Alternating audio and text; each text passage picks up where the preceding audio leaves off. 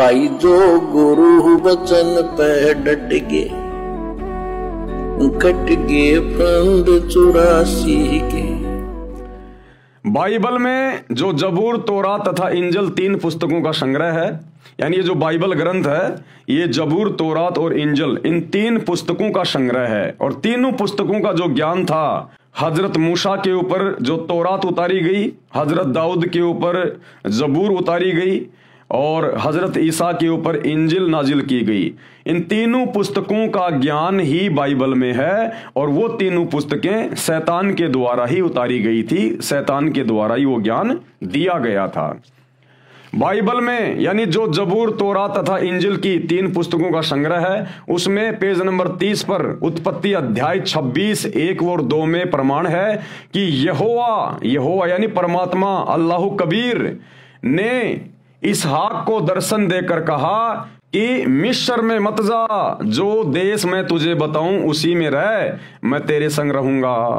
अब बताओ किस आधार से मुसलमान धर्म के भाई और ईसाई धर्म के भाई बहन कह रहे हैं कि अल्लाह कभी धरती पे नहीं आता, मनुष्य रूप में नहीं आता, वो किसी को दर्शन नहीं दे आता, जबकि बाइबल चीख चीख के कह रही है। ये देखिएगा पेज नंबर 30 पर उत्पत्ति अध्याय 26 1 और 3 में प्रमाण है कि यहोवा यानी परमात्मा यानी अल्लाह ने इसहाक को दर्शन देकर कहा। अब दर्शन कौन देगा भैया? दर्शन देने का मतलब है आमने सामने प्रकट होके कहा कि मिस्र में मत जा, मैं जो देश मैं तुझे बताऊं उसी में रह, मैं तेरे साथ रहूंगा। तो अल्लाह कैसा हुआ? अरे जब दर्शन दे दिए तो कोई ना कोई तो रूप होगा अल्लाह का, और इंसान की भाषा ही तो इंसान समझेगा। तो इसहाक के सामने परमात्मा जिस्मानी रूप में तो प्रकट हुआ, इंसान रूप में तो प्रकट हुआ, उनसे बातें की, उनका मार्गदर्शन किया। और तुम कहते हो यहोवा कभी पृथ्वी पे नहीं आता, अल्लाह कभी मनुष्य रूप में नहीं आता। मतलब आप लोग मैन्युअल को समझ नहीं रहे। ये मैन्युअल स्वयं अल्लाह कबीर ने आके समझाना पड़ता है। ये सब कुछ बाइबल में लिखा हुआ है, लेकिन आज तक कोई भी पोप, पादरी, पास्टर, धर्म का ठेकेदार आप लोगों को नहीं समझा पाया। अब स्वयं अल्लाह कबीर ने सतगुरु रामपाल जी के रूप में धरती पे प्रकट होकर इन सदग्रंथों में लिखी हुई ये गूढ़ बातें जो हमारी आंखों के सामने होने के बावजूद भी हम लोग नहीं समझ पाए, नहीं देख पाए, अब इनको समझा रहे हैं। तो यहोवा ने दर्शन देकर, पढ़ लेना अपनी बाइबल पेज नंबर 30 के ऊपर अध्याय 26 में चैप्टर 1 और 3 में, यहोवा ने यानी अल्लाह ताला ने, परमेश्वर ने इसहाक को दर्शन देकर कहा मिस्र में मत जा, मैं जो देश तुझे बता रहा हूं वहां जा और मैं तेरे साथ में रहूंगा। बाइबल में उत्पत्ति अध्याय में पेज नंबर 17 पर वाचा का चिन्ह खतना में अध्याय 17 श्लोक 1-2 में लिखा है, जब अब्राहिम 99 वर्ष का हो गया, अब्राहिम जब 99 वर्ष का हो गया था, तब यहोवा यानी प्रभु ने, अल्लाह ताला ने उसको दर्शन देकर कहा। अब दर्शन कौन देगा भैया? बताओ फिर निराकार कैसे हुआ? वो दर्शन देने वाला निराकार कैसे हुआ? जो हजरत इब्राहिम के सामने मनुष्य रूप में प्रकट हुआ, यहोवा परमेश्वर अल्लाह ताला भगवान, और क्या कहा इब्राहिम को? तब यहोवा प्रभु ने उसको दर्शन देकर कहा, मैं सर्वशक्तिमान हूं, मेरी उपस्थिति में चल, यानी मैं जैसा कहूं वैसा चल, मेरे वचन में चल और सिद्ध होता जा, यानी भक्ति मार्ग पे आगे बढ़ता जा।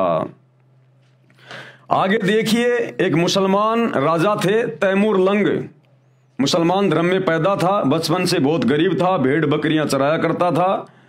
उसको कबीर परमात्मा अल्लाह ताला मिले जिंदा बाबा के रूप में, और एक रोटी खाई थी उनके हाथ से और 7 पीढ़ी का राज दे दिया परमेश्वर ने। तो मुसलमान धर्म के तैमूर लंग को परमात्मा मिला जिंदा बाबा रूप में, अल्लाह कबीर। तैमूर लंग को अल्लाह पृथ्वी पर मिले। तैमूर लंग मुसलमान बहुत निर्धन था, उसकी माताजी बहुत धार्मिक थी, अतिथि व साधु बाबाओं की सेवा किया करती थी, कई बार स्वयं भूखी रह जाती थी, अतिथियों व राह चलने वाले लोगों को रोटी अवश्य खिलाती थी। एक दिन ऐसा ही आया कि घर में एक रोटी का आटा था। माताजी रोटी बनाकर बेटे तैमूर लंग के लिए जंगल में लेकर गई थी, जो साहूकारों की भेड़ बकरियां चराया करता था। माता स्वयं भूखी रही, बेटे के लिए रोटी ले गई थी। तैमूर लंग खाना खाने लगा तो उसी समय अल्लाह ताला कादिर अल्लाह, समर्थ अल्लाह एक जिंदा साधु के वेश में आया और रोटी मांगी। कहा, बच्चा कई दिन से भूखा हूं, बहुत लोगों से भोजन मांगा, किसी ने नहीं दिया। अब बहुत सारे भाई बहन सोचेंगे वो काहे का अल्लाह था जो भूखा मर रहा था, रोटी मांगता हुआ फिर रहा था। भाई और बहनों, अल्लाह जो सबको रोटी खिलाता है, सबका पेट भरता है, जानवरों से लेकर इंसानों का, जो तीनों लोकों में प्रवेश करके सबका भरण पोषण करता है, उनको रोटी मांगने की जरूरत नहीं पड़ती है। लेकिन वो अल्लाह अपनी आत्माओं के नजदीक आने के लिए, उनका हाथ पकड़ने के लिए, उनको ज्ञान समझाने के लिए वो अल्लाह ताला इस प्रकार की लीलाएं करता है। लीलाएं अपनी आत्माओं से बातचीत करने के लिए, अन्यथा उसको किसी की रोटी की जरूरत नहीं, जो पूरी दुनिया को रोटी दे रहा है। जान जाने वाली है। तैमूर लंग खाना खाने लगा तो उसी समय अल्लाह ताला एक जिंदा साधु के वेश में आया और रोटी मांगी। कहा, बच्चा कई दिन से भूखा हूं, बहुत लोगों से भोजन मांगा, किसी ने नहीं दिया। जान जाने वाली है। तैमूर लंग में माता वाले गुण थे, यानी धार्मिक थे, अच्छे संस्कार थे। अच्छे संस्कार माता पिता से मिले थे। पिता का इंतकाल हो चुका था, यानी निधन हो चुका था। तैमूर लंग ने उसी समय रोटी उठाकर साधु बाबा को दे दी।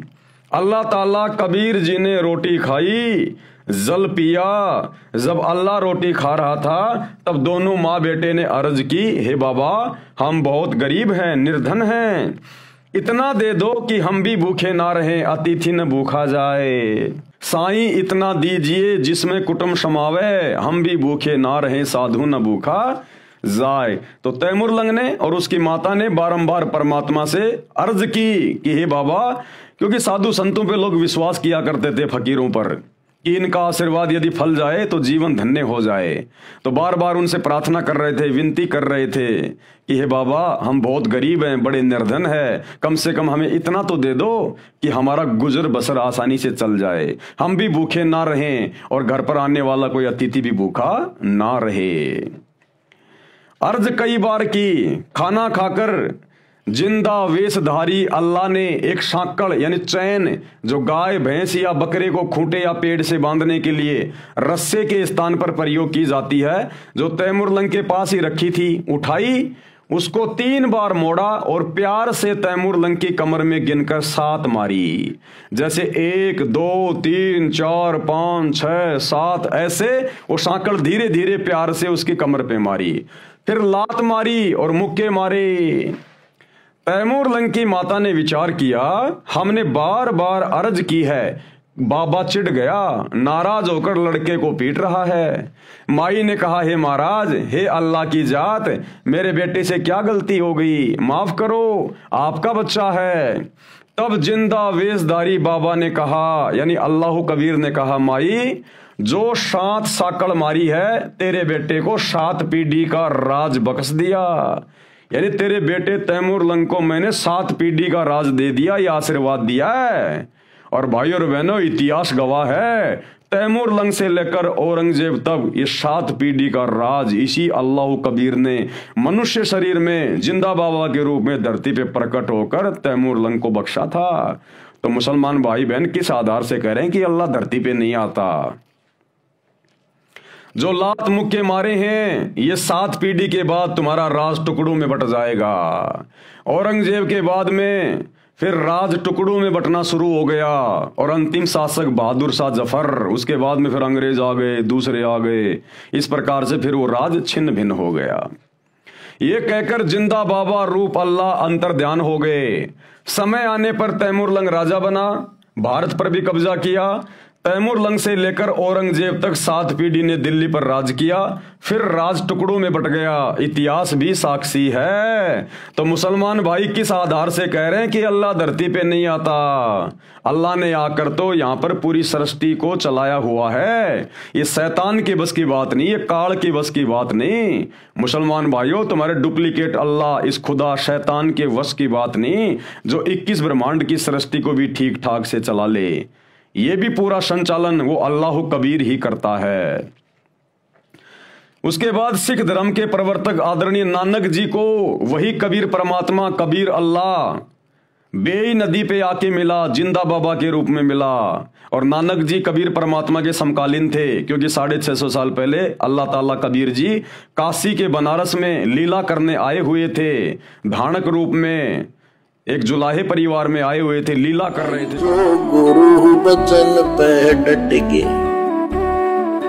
कट गए फंद 84 के, कट गए फंद 84 के, कट गए फंद 84 के।